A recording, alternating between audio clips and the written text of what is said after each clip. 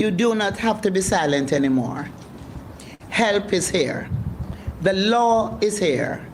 And justice is here. 18 authorized officers have been designated to perform duties under the Sexual Harassment Protection Prevention Act 2021. They are charged to ensure that the law is not just known, but properly utilized, and to make sure no complainant is turned away or is discouraged. These officers are trained in sexual harassment investigation techniques and are poised to receive complaints, offer guidance, and ensure that cases are properly referred for investigation. You are the first point of help for many people who want to speak up but may not know where to turn. In the meantime, 14 tribunal members have been sworn in to serve on that body that will hear and rule on related cases across the country. The appointments are described as practical, necessary, and extremely important. For the gender minister, it signifies that laws are being turned into real protection for victims. The tribunal, the secretariat, the authorized officers, the sexual harassment investigative officers, and the human resource professionals will work seamlessly as a system that is designed to work. A system that says we will no longer ignore sexual harassment. The laws under the Sexual Harassment Act are gender neutral and as such offers protection for both men and women. For CVM News, I'm Damon Phillips. The Constabulary Communication Network, CCN, has activated an Ananda alert for a 15-year-old girl of a Kingston address. 15-year-old Nicola Robinson has been reported missing by her mother, Cassandra Reed, who lives on Wild Street. CVM News saw Miss Reed at the Central Police Station, where she went to seek help, as her daughter has not been seen since Wednesday, July 16. The CCN describes the teenager as dark in complexion, slim build, and about 165 centimeters or 5 feet 5 inches tall. Additionally, Nicola was last seen at home at about 3 p.m. dressed in a red blouse and jeans shorts. Now, if you know of Nicola Robinson's whereabouts, please call the nearest police station or the Central Village Police, specifically on 876-922-8860 or the police 119 emergency number. Local Government Minister Desmond McKenzie was in Portland at the start of the weekend to officially open a drop-in centre and night shelter for homeless individuals in the parish. And while he lauded the work being done for the indigent, he also explains other plans for the parish. To not just be safe, but also to rest their heads was the main reason for the drop-in centre and night shelter for the homeless in Portland. And the ribbon cutting was the clearest indication yet that a commitment that was made has materialized. And so today, this facility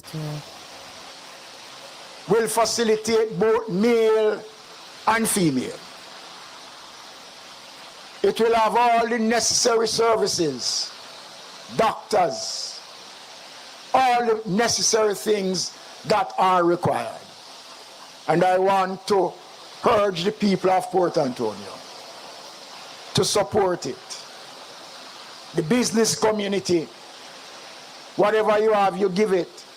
If it's stale food, don't bring it.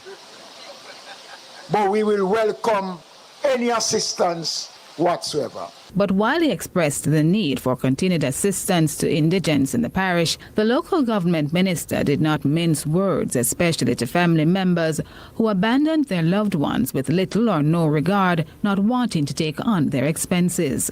He pointed out that hospitals have been affected and the local government ministry through centres have had to play its part. And over the last 2.5 years into 3 years, our infirmaries have taken more than 300 abandoned cases from our hospitals. And that is just a drop in the bucket. There has to be a greater appreciation and respect for family You can't love them when they were young and doing good things that you benefit from. And now because they're getting old, you dump them on the government. The local government minister, while calling on corporate entities and others to play their part in helping out, encouraged them to focus on the development that has been happening and to not be distracted. I urge my fellow friends here in Portland not to get carried away by any Nancy stories, but to stay focused on what is important in making your parish develop. And you have seen already what we can do and what we will continue to do. I urge you to choose wisely, choose Jamaica, and choose to continue on the road of prosperity. Marjorie Gordon, CBM News. And the Minister of Local Government informs the steps are being made to mitigate the effects of the drought-like conditions currently affecting sections of the country. He was speaking to residents in northeast Manchester during a tour of several communities. The local government minister, who is also the Jamaica Labour Party's deputy leader, spoke to members of the constituency after examining the needs of some of the people and offering solutions.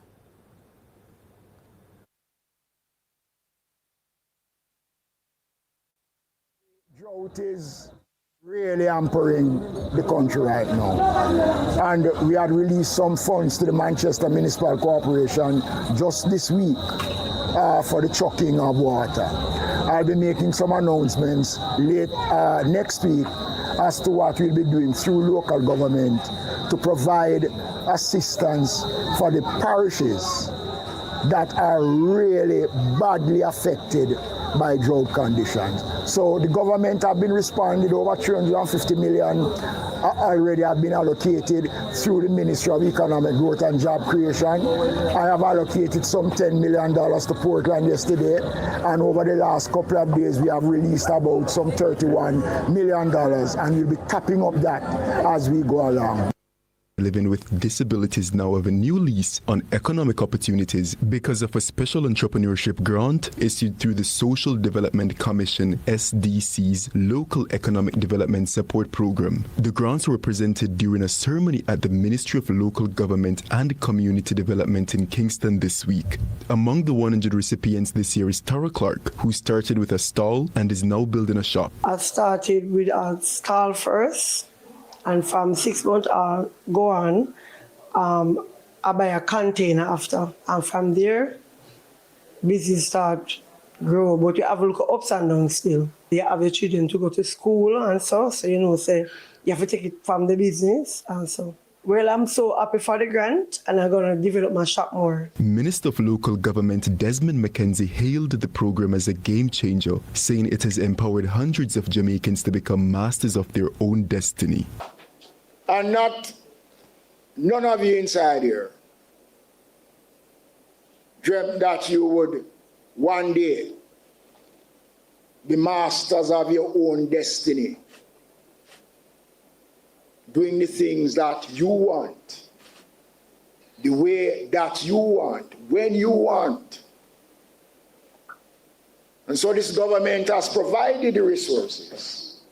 We have contributed to the reduction in unemployment because of programs such as this, where thousands of young people, not just young, middle-aged people, from small communities have been able to join the band of many Jamaicans who have gained employment, meaningful.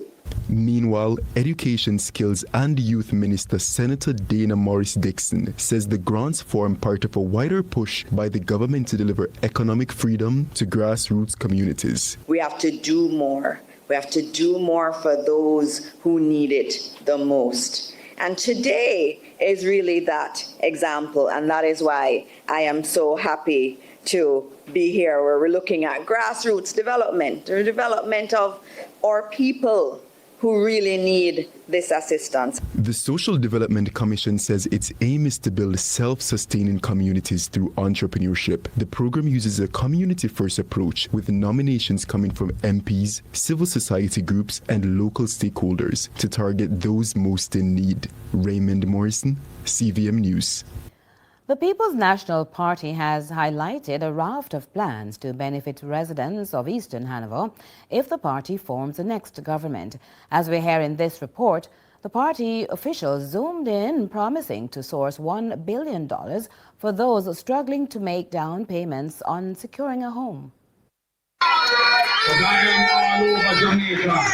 Every day virtually I'm on the road, pressing the flesh, talking to people, and I know what the Jamaican people want to see. And they want to see the back of this government, and they want change. That said, the party leader made their intent clear, not just to those in attendance in Sandy Bay in Eastern Hanover. He said they want to build a strong, resilient economy for the people of Jamaica, where all citizens can actually enjoy any growth being experienced on the national scale. My principal role as Prime Minister in terms of day-to-day activities will be to look at the bureaucracy of this country and make it more efficient, to make it less costly, to make it less burdensome for what to do with it, and to ensure that investors coming to Jamaica get the right treatment so that they will invest their money and create high-value added jobs so our people can get wealthy in this country and don't have to run away to other lands to seek hope. There will be hope right here in the land of their birth. Tell your neighbors about it. Tell your children that are in university that within their 20s they can afford a home. In the meantime, Andrea Perkis, the PNP caretaker for the Sandy Bay division in Eastern Hanover, appealed to the young professionals by making the assurance that home ownership will be easier under their administration. $500,000 will be made available to you once you're under 35. But it doesn't mean that the deposit is always 500,000. If it's 800,000, you at least have a start and you'll find the 300,000. This, according to the caretaker, would appease some residents who have been lamenting serious difficulty in meeting the financial requirements. $1 billion will be set aside for young people to get that money from. So when my party leader presents something, he tells you where it is coming from. Safety concerns raised about the state of the Woodsville Bridge as residents are expressing fear in using it. For the caretaker, areas of neglect in the constituency are telltale signs of the loss of potential earnings for some communities. I want to tell you that Mark Jefferson Golding will ensure that the people of Woodsville can benefit again from tourism dollar, something that is not trickling down to the average man. So he will help me to fix the bridge in Woodsville so we can reopen the people. So the farmers in Woodsville can benefit. Damon Phillips, CVM News. And still in Hanover, over 600 houses are being built for hotel workers and their families as part of what Prime Minister Andrew Holness calls inclusive growth. He was speaking at the official installation of JP Lennox Anderson Jackson as the new Custos Rotularium for Hanover. The ceremony, which took place at the Racines High School, was led by Governor General Sir Patrick Allen. The Prime Minister also highlighted efforts to improve water access in rural communities. Zor Grant has the details. Prime Minister Andrew Holness has announced that some of the 600 homes currently being constructed for hotel workers and their families have been completed. This, he says, reflect true inclusive growth. Over 600 homes are being built near the Palladium site to house hospitality workers and their families.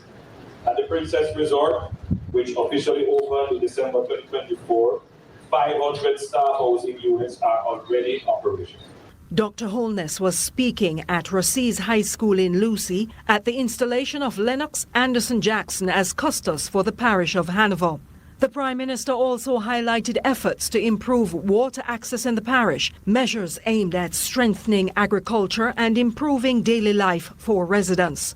We have also made a priority of improving access to potable water. The expansion of the Lucy water supply system and the replacement of aging pipelines in rural communities are improving both reliability and quality. These investments are improving the quality of life, improving hygiene and unlocking agricultural productivity. Meanwhile, Custis Anderson Jackson said that the moment wasn't his alone, but belonged to everyone who has supported him along the way. What better place to mark this significant milestone in my life than right here on the vibrant and historic grounds of the Russies High School. This moment is not mine only. It belongs to my family. It belongs to my friends. It belongs to Russies. It belongs to Middlesex, my birthplace. Angela Melville, CVM News. Internationally now, tension continues to rise.